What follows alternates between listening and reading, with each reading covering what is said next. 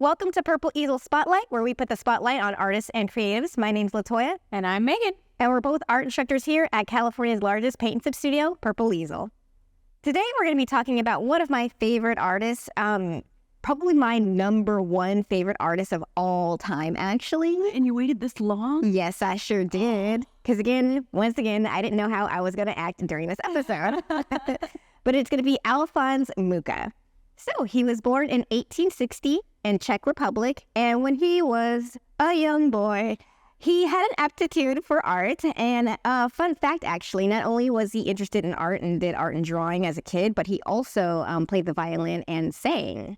What? And he went to school for both. Even though his parents were like a little bit hard on cash, they wanted to put him through like a trained learning kind of class dealy.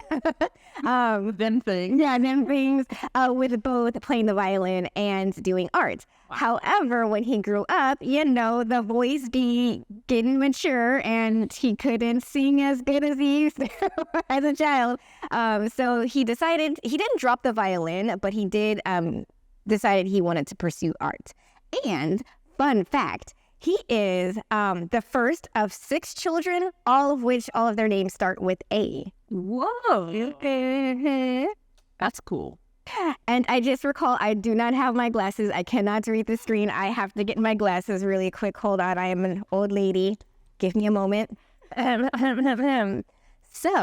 in 1878, he applied for the Academy of Fine Arts in Prague. But he was rejected and advised to find a different career. Ouch. Yeah, big ouch. But he was like, that's okay, that's all right. At the age of 19, he traveled to Vienna and found employment as an apprentice scenery painter at theater sets, which was really interesting because he got free tickets from his employer to go see like theaters, museums, churches, and so that was like, that's cool. So during that time, he also discovered Hans Macart, who was a very prominent academic painter at the time, and also helped inspire him to what he had created, that what we know him for, Mucha. Okay. So he very much inspired Mucha. So in 1888, Mucha moved to Paris, where he enrolled in the Academy of Julian and the Academy of Colarossi. All the schools. He really believed in schooling, huh? Yes, he was in school for, I'd say, like probably his whole child to teenage to adult life. Which at that time was quite extensive. Yeah, very. People like maybe dabbled a little bit, but didn't stick it out for that long, especially to go to multiple different institutions, basically. There was time where he worked like as freelancing here and there, but yeah, he did have a long, I don't say like an extensively long, but a decently long academic journey. So during that time, he was finding his style. He was very much influenced by frescoes, which are those big paintings that you see in churches, as well as Japanese prints. So we both know that he is one of the fathers of Art Nouveau. And I wore this inspired of Art Nouveau. And I know you also wore your blouse inspired of Art Nouveau. And Art Nouveau is a style of art and design that's very much characterized by its flowing lines, decorative motifs, and natural elements. So, here's my fun fact. He did not like associating with Art Nouveau. Oh, really? He thought it was a fad. Wow. He wanted his art to be more timeless. And I'm interested to know, like, if World War I hadn't happened, would Art Nouveau have lasted longer? Because it was very romantic and whimsical, and that mood just did not fit when the world went to war, and so it died. So because of World War I, it died out, and then was reborn as Art Deco, which then died out because of World War II. Because it was too decadent, and people were like, we can't spend our resources on this, and art is not important. Yeah. You have to, like, produce war stuff. And also, just speaking of Art Deco, which is my other favorite time period, it gives me very, like, hoity-toity, like, fetch me the finest wines. Yes. Very Gatsby. Yeah. Yes. Very swanky, very fancy, very rich. So maybe, people weren't really feeling it Yeah, I think they wanted to bounce back from the war only to be hit with another one. So, fun times. Mm-hmm. So this first piece that we're going to be looking at is Gizmonda, which is a lithograph from 1894. And so this poster is what skyrocketed his whole career and what we know of Alphonse. So this was an advertisement for Gizmonda, which is what was played at the Theatre de la Renaissance in Paris, starring starring French actress Sarah Bernhardt. So she liked this poster so much to where when she toured in the U.S., she used this poster and she started a work relationship for 6 years with Alphonse. That's crazy. I mean, it's beautiful. The amount of detail, but it's still like simple, if that makes sense. Like, I don't know how that makes sense, but like composition is pretty straightforward. But then just the detail in like her robe. Yeah. Which I did not watch the play, but apparently this is some pivotal moment towards the end where she wears this. Oh, I think it's a Greek play. Yeah. Nice. Very nice. So also, if you were to Google Alphonse Mucha, you're probably going to come across this job poster. That's also one of his main, this is Alphonse, he made this. And it was an acronym, because in high school, I actually did not know that, or maybe I just forgot. It was just job. And I'm like, do I need to get a job? What is the job thing for? Yeah. But what the job stood for was for Joseph Bardou Company. And he manufactured cigarette papers. So that's what that's about. Fancy. I love the styling of the hair. Yes. Like that to me screams Art Nouveau. All the like twisty twirl. It's almost like has an elvish quality. I think like I think that's why I like Mucha's work so much, because it feels kind of fairy tale-ish. Or it feels... It's whimsical. Yes. It's whimsical, but also because he worked a lot with women, obviously. There is this kind of like goddess, like feminine vibe of this, like greater than like, which feminine. Totally makes sense for his philosophy. Yes. Basically, he was a devout Catholic who then got very into mysticism. Yes. And then eventually became a Freemason, because why wouldn't you? But he had this whole like, it really brought in the natural elements in terms of subject matter as well as in design motifs, which I think is really cool. He kind of doubled down. Yes. You will see somewhat, every once in a while, or if you're looking for some esoteric things in some of his art pieces. For surezies. So this is a... I'll talk about it. So this is a perfume called Rodo by the French company Lace, and it's cool, fun, fresh. However, it's questionable what that. What is happening there? Yeah, I don't really like it. And also, who puts perfume on? Who just? I don't know. You can dab your hanky on you when you're at the opera, and then the gentleman that's next to you, yes, allured by it. Maybe. So I don't know. I guess it's because it just looks like a squirt. It does. Or it looks like one of those popsicles, like those really cheap ones that come in the plastic. You have to breaking. Yes, it's giving that. It's giving that. Totally giving that. So if you scroll down and you look, that's what the actual. Wow, that is such a weird perfume bottle. Like, people normally pride themselves on the design of their perfume bottles, and that's odd. That's odd choice. You can't like set it on your vanity or anything. It looks like to go. No. Maybe.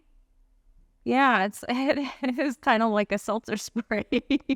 That's yeah. I bet many a woman wrote a love letter and gave it a little spritz with that. Yeah, I'm sure. I wish we knew what it smelled like. Probably like Paris. Oh, whatever Paris. Baguettes on it. So also something that I want to bring attention to is the illustrator for Sailor Moon, Naoko Takeuchi, was and is heavily inspired by Mucha's art.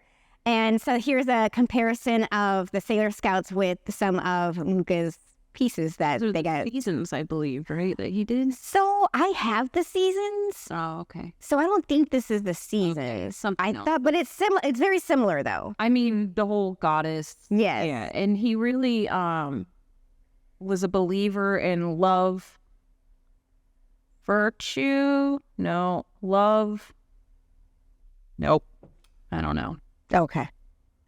Love and two other things. And he considered them the cornerstone of humanity. Kind of important, and I can't remember.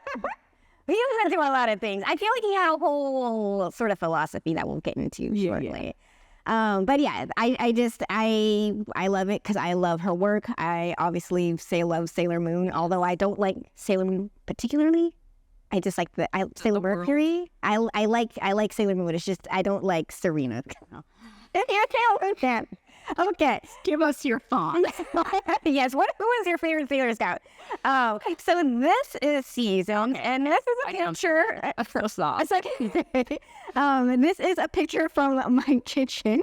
So this is my piece that I have. Well, it's a poster. Well, I mean, it's not whatever his originals, obviously. I paid like $15 for it, but it's huge. It's in my kitchen.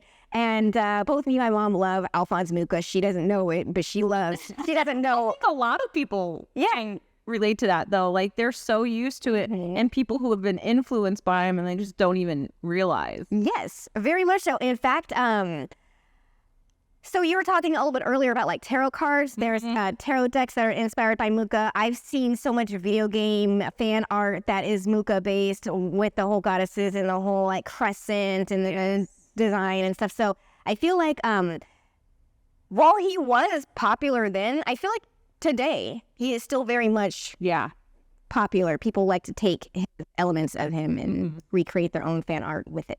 Also, when I was in school, there was hecka rumors for whatever reason about Alphonse Mucha, and I'm really like that's what the tea was. I don't think anybody ever talked about him, even in my art classes. How weird. Oh wow. Maybe I just kept an ear to it because that's probably what it was. So one of the rumors was that all of the ladies in his pieces were prostitutes.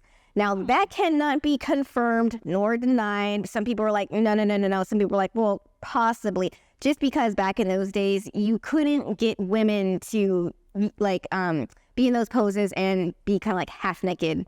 Well, he actually had a lot, like he took photographs and just kept them for a long time and then used them later on for his artwork and like body studies and positioning and stuff. Now, I don't know exactly what the nature of those photographs was, but that's interesting. So I don't know if that feeds into their world. I said, I'm not sure which way that goes. Yes. One of the other rumors was that he wasn't popular at all back in the day, which clearly he was. He was very popular. And the other rumor was that he's the first graphic designer. Now, while that is debunked, people will say, and art historians will say, that he was the first to take an art like movement and unify it and make a brand, like a continuous look out of all the packaging, out of everything. So he was, as far as like packaging design goes, or like art that you use for packaging and posters and things of that nature. I mean, and then when Czechoslovakia rebranded, did like the stamps and the money and like, so I mean, he was in demand, but then he also had a voice. And then again with all the Freemason stuff, he became the Grand Master, starting the Freemason camp temple, like whatever. The establishment in Czech Republic. And he like created jewelry and pens and like all the things for them too. So it's super crazy. He did all this commercial type stuff, but then got sick of it. So in fact, he got so sick of doing all the commercial commissions and stuff, he created what he considered his opus, which was La Pitre, the Father. And it's essentially illustrations of the Our Father, the Lord's Prayer. And it was very controversial because it wasn't strictly religious. It had a lot of those mystical elements as well as like Freemasons symbols and like, but he considered it his best work because he was giving something to humanity to bring hope to the future, because he created it like right at the turn of the century. So it was his way of saying goodbye to the 1800s and looking forward to this new world. Oh, wow. It was kind of pretty cool. Yeah, very nice tidbit. So there is a quote that I want to leave us with, Alphonse, and it is a quote by Alphonse Mucha, because he became very devoutly religious, and he later wrote, "For me, the notion of painting, going to church, and music are so closely knit that often I cannot decide whether I like church for its music or music for its place in the mystery which it accompanies." Oh, it's beautiful. Yes, I thought it was really nice. I feel like, even though I didn't read much more about like him playing violin, Yeah, he obviously had that appreciation. It's really cool. Segueing into our newest feature artist that I want to feature. Now, here's the tea. I don't get tattoos. I love tattoos for all the people on the planet Earth. For everybody else. Yes, for everyone else. So this is Stephen Moore, and his handle on Instagram is Get More Tattoos, but Moore as an Moor, which is his last name. Clever. Yeah, very clever. And his work is just so dope. So the reason why I chose him too is because there is, or I see, an Art Nouveau-esque thing about his art. He does incorporate like the leaves, the branches, the earthy things. The outlines really kind of that same kind of almost graphic quality that Mucha had. Yes, very decorative, very colorful, very like motif and designy. Yes. And this one's pretty cool because, I mean, like I wouldn't have that, but I just looking at it, I'm like, dang, that's so dope. Yeah, that's a statement. Yeah. Wow. And also because a lot of Mucha's all had that halo thing going on. Yeah. Wow. Oh, man. And I like the toned down color palette on that one. Yeah. That's cool. And Mucha very much like that Byzantine art, that kind of churchy. Well, I mean, he's very religious. I mean, that checks out. Yeah. Very cool. All right, so we just brought up getmoretattoos.com, and we're going to check out what Steve Moore's got going on. So it looks like he's from Vancouver, Canada. Hey. And I'm also seeing and sensing a lot of those religious kind of undertones as well. That's and the inspo everywhere, all those drawings, they look pretty similar in style. So I would venture to guess that's all his work.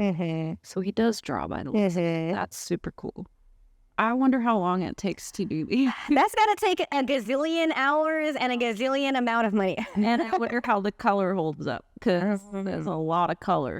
Wow. But it is super like pastel-y and the same exact vibes of the Art Nouveau movement. Yeah. That's crazy. So we couldn't get all the pages to load, but the Instagram, it's fresh. And Stephen, if you're listening, let us know something about yourself. Like, what are your hobbies? Do you like cats? Do you like plants? So if you're in the Vancouver area and you really, really, really want to get tattoos, get more tattoos. I feel like he's the tattoo artist you get a plane ticket for. Yeah. Like, you're going to spend that much on a tattoo as it is. Like, don't let the distance throw you off. So my question for you today, Megan, is what is Art Nouveau today? Like the new art of now? Yeah, so I suppose since the definition of Art Nouveau is a new art, or to get away from old traditions, start a new path, start a new look, what would you consider today be like a new art form? It's hard to pin down to any specific movement. I would say the tendency to try to push the envelope is there, though. Sticking a banana on the wall, turning in blank canvases for a commission called Take the Money and Run. That kind of philosophy, people are kind of forcing it almost a little bit. And I think in the history of art, things that change the status quo become popular, become famous. Now, I feel like people go out of their way and they do these weird performance art where I'm just going to stand on a stage for as many hours as possible. Yeah. Or, you know, just like Yeah. weird thing to get the attention without there actually being like a purpose in the traditional Yes. anyway. Okay. Maybe going backwards is the new. Maybe we need to get some Renaissance vibes in here. I don't know. I would love that. I would love nothing more than to dress like have a cape and dress Renaissance. I have been saying for years, capes need to come back. I've been saying that for. They're so practical. Why do they not exist? I don't know why we don't wear capes. It's a blanket. It's comfort. It's style. It's everything you need. It feels so cool. If you've ever cosplayed and had a cape on, I'm so powerful. I'm highly considering a cape for my wedding just because when else am I going to be able to get away with a cape? I mean, it should be a thing. It should be a thing. So can a return to traditional be nouveau? You know how some of the styles always go back, especially in fashion, what was hot in the 70s. Now we're in the 90s again. Exactly. And that's where I was going with this, is now all the kids these days are dressing like how I used to dress. And that crop tops. Yeah, right. And their platform shoes, those are back in. So fashion, we do always go back. Recycled. Yeah. Yes. So, maybe. I don't. And why is that? Is it there's the nostalgia factor? People want to harken back to a time of yesteryear. Yeah, I think so. I think that's why Stranger Things is so. We want to go back to the 80s. Yeah. I mean, and then the Goldbergs too. Your watch that show's hilarious. Yeah. So many like references, good inside jokes. But yeah, I mean, we've even talked about how we are attracted to things that pull the heartstrings of childhood. Yes, I am. I don't know. Are the people who are designing right now the ones who grew up in the 90s? Does that make sense? Like, is that why? Yeah, right now the designers. And also, wouldn't they be like, that was awful. Let's not do that again. I do not want to repeat the 2000s. I mean, the hippie thing came back for a while, and then we were all neon for 80s again, and now you can't find a shirt that's a normal height. It's tough. Oh, that was a good topic. All right. Well, that was a pretty good explanation of Art Nouveau, but we want to know, what is Art Nouveau to you? Yeah, what new trends are you going with and exploring in your artwork? Well, from all of us here at Purple Easel, thank you so much for tuning in. Check out the work of Alphonse Mucha and Stephen Moore in the links below. And join us at purpleeaselplus.com to paint with the world's largest paint and sip studio online. And if you're in Southern California, make sure to visit our studio and come paint with us. Until then, create more and create often. Bye.